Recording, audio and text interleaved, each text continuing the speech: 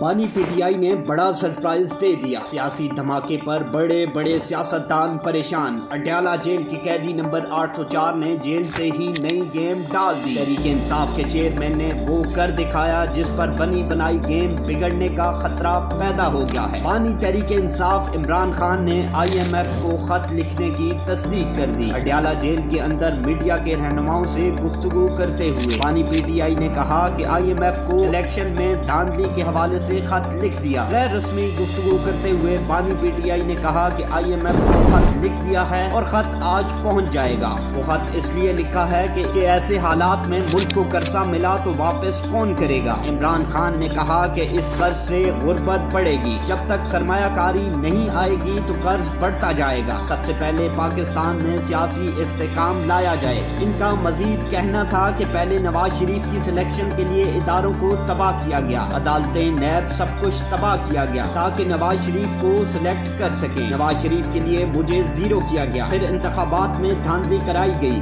عمران خان نے مزید کہا کہ کمشنر راولپنڈی کے انکشافات سامنے آئے، کمشنر پر تشدد کیا، اس کو اٹھا کر لے گئے اور اب سافٹ ویئر اپڈیٹ کر دیا ہے۔ بانی پی ٹی آئی کا مزید کہنا تھا کہ اگر ایسے ہی الیکشن کروانا تھا تو قوم کا اربوں روپیہ کیوں ضائع کروایا۔ پاکستان تحریک انصاف پورے ملک سے 180 سیٹیں جیتی ہوئی ہے اور ہمارا مینڈیٹ چوری کیا گیا ہے۔ چوری کے مینڈیٹ سے حکومتیں نہیں چلتی۔